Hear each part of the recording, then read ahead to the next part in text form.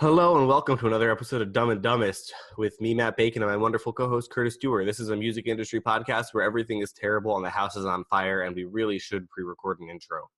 We should, but we're going to be like Andy Frisella, like we talked about yesterday. He always says at the beginning, he is the motherfucking CEO. You're Matt Bacon, and you are the Ty Lopez of metal. Gary V of metal, but...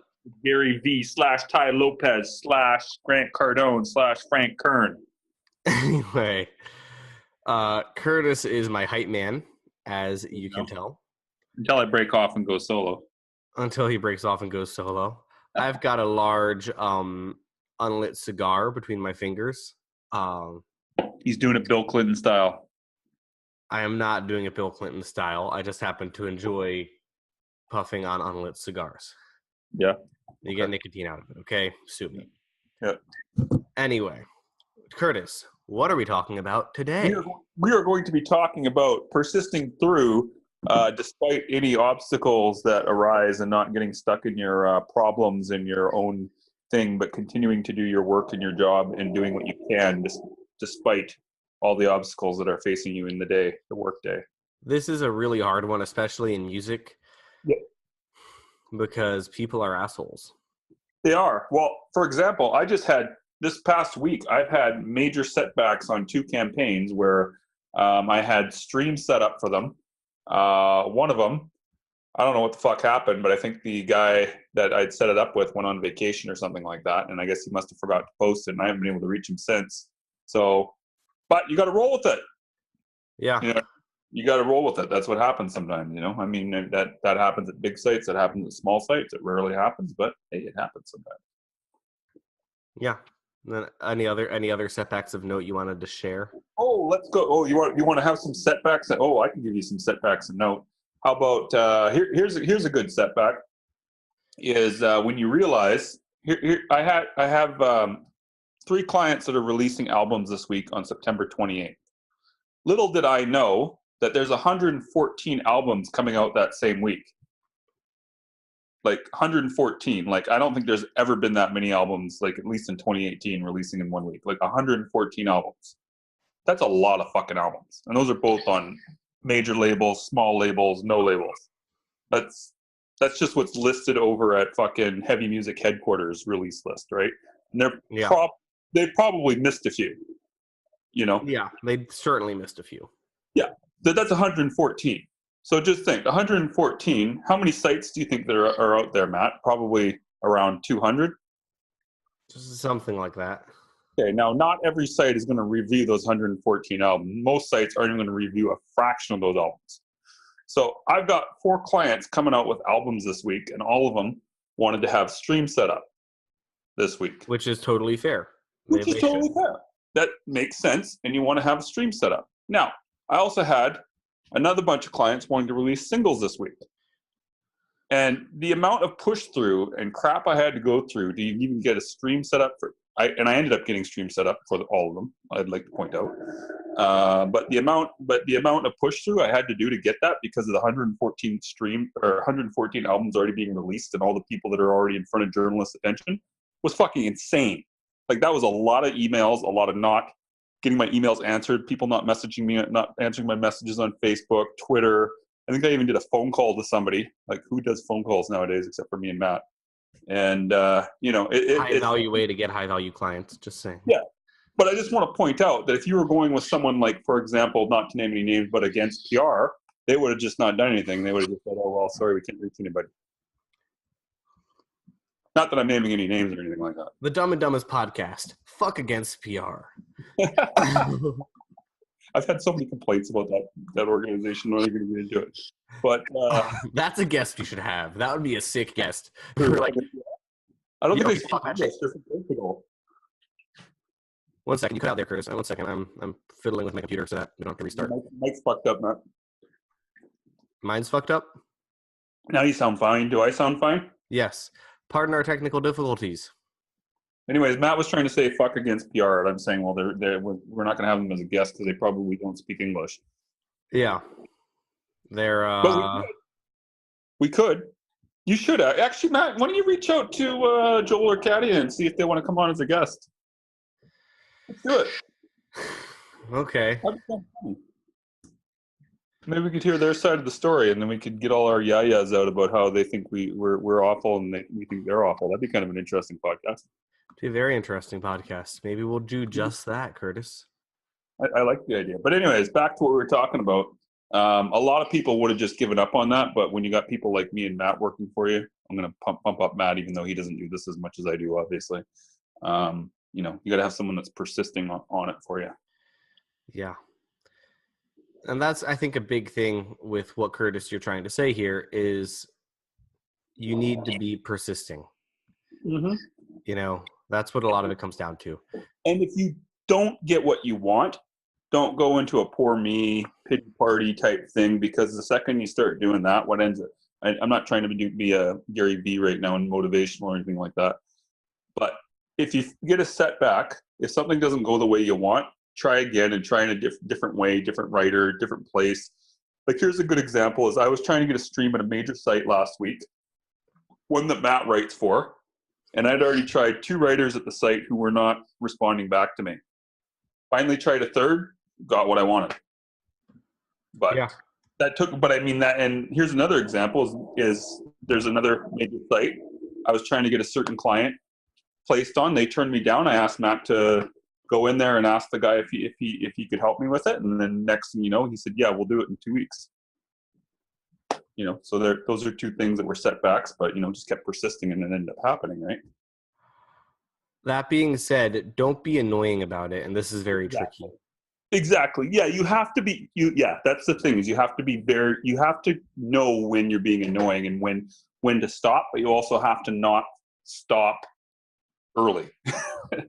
Yeah, it's a very tricky balance, and you're going to fuck it up constantly.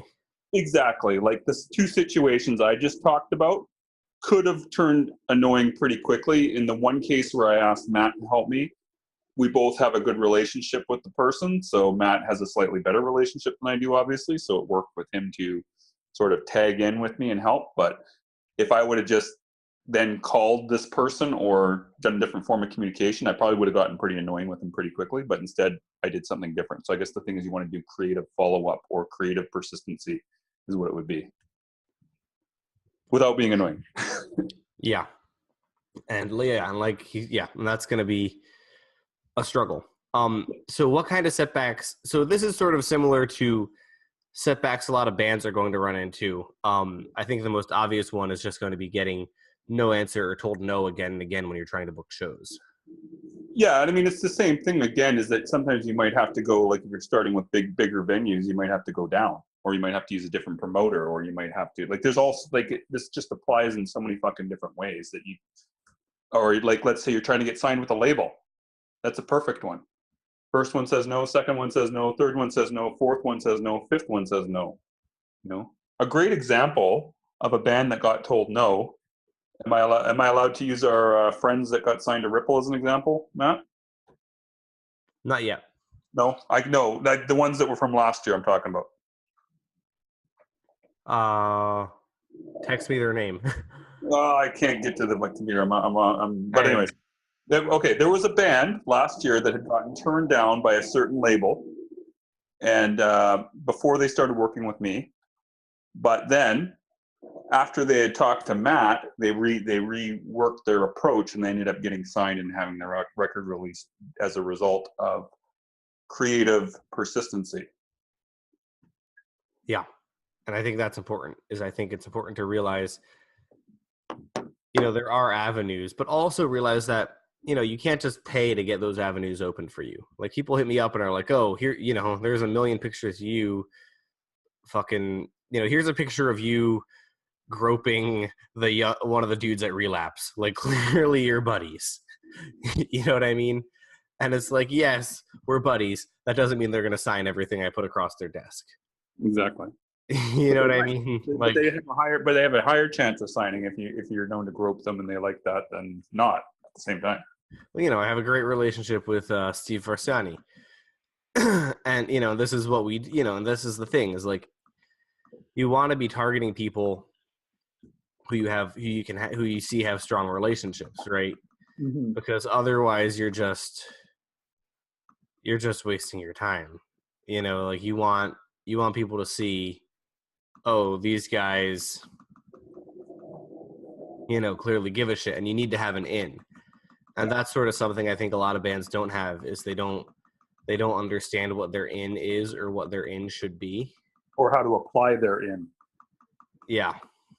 Because, I mean, you could have an in. Like, if someone, here's a good example, is Matt and I both work for a fair number of labels, not like a ton, but enough, that people will constantly ask us if we can, at least they do with me, I'm sure they do it with you too, if we can help them get in front of the label owner. Usually what I'll do is, I don't usually like to directly go to the label owner, because generally I'm an employee for them and working for them. I'm sure Matt feels the same way. So, but I don't mind you having my name used. So if I say to you, go to Joe Blow and use my name, that you're working with me now as a publicist, that could work. But if you just say, hey, I know Curtis, that may not work to get you as an in, if you know what I mean. So what I'm saying is, because the person is working with me currently, that's more of an in, because it also shows the label owner that you're serious. Exactly. But I think when I inevitably rebrand myself within the music industry, my name is going to be Joe Blow.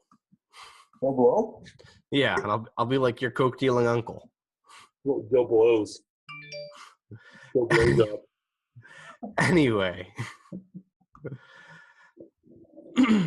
point being, if you keep going, usually it works out. Sometimes it doesn't, because everything's meaningless. Or you might have to just try your approach in a different way. Like, let's say that if you're trying to make it work in one band, doesn't work, your next band might work out perfectly. Yeah, because again, I think it's important to realize sometimes there just are things that the market doesn't want right now. That's true. And that's not your fault. Like, nobody's signing, like, I don't see a lot of like thrash metal bands getting signed right now. They aren't, but that doesn't mean that couldn't happen in the future. That's for sure. Yeah, but you get what I'm saying. Like, sometimes you're not what the market is looking for. Exactly. And so you need to just sort of recognize you're not what the market is looking for, and you don't get angry about it. Like, a lot of people will be like, oh, well, it's bullshit that people don't want, blackened doom metal with southern sludge influences right now. And it's like, well, I regret saying that, because actually that sounds kind of cool. But same thing, but whatever. But you get what I'm saying. Like, just because your genre, like, you literally might not get signed because your genre is not selling right now, especially with the bigger labels, where they're like trying to make a buck. Yep. And the same thing can also happen with a PR campaign. Is like, let's say, like I've had many times where a band's first album doesn't really do that well in terms of getting reviews and stuff, but then their next one takes off because everybody's now heard, because a lot of people are now more inclined to check them out because the reviewers are now familiar with the band's name. That happens all the time, right? So that's another method of looking at things, like, from, you might have to try it, you might have to keep persisting, right? And that things aren't necessarily going to take off on your first album or your first EP or whatever, right? Yeah, and they rarely do in most cases. I mean, sometimes you do, but I mean, like, I don't know how many people I've had come to me with expectations, like, on their first independently released album, they're going to get in, like, Pitchfork or Stereo Gum, and it's like, okay, well, is it possible? Sure, but how likely is it that you're going to get in the black market on Stereo Gum when you're self-releasing on your first go-through? It's pretty damn rare. Like 1 in a million chance, or 1 in 1,000, whatever it is, right? Yeah. Well, I think, and this is sort of the advantage of living in a big city, is because I know one of the dudes who does that. I'm not going to introduce you to him, because I only introduce him to very, very special people, right? You talking about Stereo Gum right now? No, I'm talking about someone who can put on an A+ level publication. Oh, okay. Yeah, I see. Yeah, I know what you're talking about. Yeah. Like, I know people like that. Yeah. And you also write for one. No, because when I say A+ level publication, I'm talking Rolling Stone. Oh, okay. That kind of, you're not talking metal. You're talking in general. I'm talking like huge publications. Yeah. Okay. Like, those people do exist, but like, at the end of the day, like, odds are, even if your publicist knows one of these people, they're probably not going to pitch to that. If they're smart, they're not going to pitch to them unless they really think it's special. Yeah. Well, the other thing too is a lot of those bigger A plus places, they also need the editor to do the final approval. Some of them, many of them, they don't. The freelancers aren't even allowed to pitch the review or the interview. It has to be assigned to them. Not all, obviously. Like I know Noisy will take freelance pitches, but you know. Yeah. At Metal Injection, I can tell you that we have to, we have to get approval on stuff. Like I can't just be like, yo, I'm premiering this. Yeah, you can pitch it. You can pitch it, obviously. But Oh yeah. Rob has to be the final say or whatever. Yeah, but you have to have a higher perspective on this. It's important. Along with that, just as a quick interjection, this also means, since now that you guys are all aware that many of these places require a final editor to approve, don't start fights with the editors of Metal Sucks or Metal Injection on Twitter and start calling them out, because later on when you want to get on there, they're the guys that have to do the final approval. Yeah. Just as a side note, because I see a lot of people do that. Yeah, I see that a lot too. It makes me laugh. Yeah. And later it's like, oh, can you get us on Metal Sucks? Like, yeah, right. You want me to go pitch Metal Sucks after you were just complaining about how they're the worst fucking site on the internet? No. Yeah. And I mean, I think it's, yeah, it's anyways, complicated. It is, but you know what I'm saying. But anyways, I digressed on that. Just wanted to point that out since you said it. Yeah. Anyway, cool. Heading towards the end, because we've got this newer, shorter format. Stronger, faster, harder, longer, or whatever the song is. Yeah. What do you have to plug, Mr. Doer?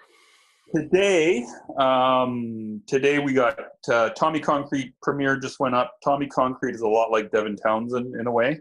So if you like Devin Townsend, check him out. But he's Scottish, so he's not Canadian. So I don't know if that's better or worse, seeing as I'm Canadian. But he's great, really good stuff. And I should have another one going up, but that was a setback that happened today where there was a glitch that happened. So it might be going up tomorrow. And that's Carpe Noctem. I'm not going to say the site where it's going to be going up because, like I said, there was a small glitch there, and I'm not sure if it's today or tomorrow, but it's a great band, black metal band. You will love them if you like black metal. Icelandic. Anyways, that's it. Awesome. Perfect. Well, I've got, just the Salem Was Banned Stone Deaf tour, which Curtis is doing PR for coming up. And that should be really exciting. No. Oh, official. Oh, yeah. Oh, I didn't know that. Okay. Yeah.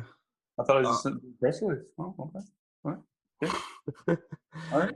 Anyway, so we've got that. We've got a whole bunch of other stuff cooking that's coming out in the next few weeks. I'm super overwhelmed and scared. So if you would like to buy me cookies and presents and or come give me a hug, DM me and I will give you my home address. He won't. And if he does, he's mental. But anyways. I'll say my home address on the air right now. Sure. It's probably on your website. I know I got mine up on my website. Oh, there you go. 25A Van Dam Street, Brooklyn, motherfuckers. Okay. Good. So thank you guys for listening. If you have any questions, please feel free to DM us. That offer, that offer I put up on the last episode of this podcast, where if you mention the podcast episode, you get $25 off your bio. That offer still stands. So if you hit me, mention this episode or the previous episode, I will give you a $25 discount. And just so you guys know, I did see a message today for someone I referred over to Matt to do a bio where they said that they thought it was amazing.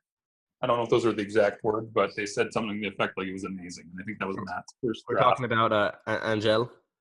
Yeah, I wasn't going to say the name, but yeah. Yeah, great guy, great band. Yep. Awakening. Oh, God, how am I blanking on this now?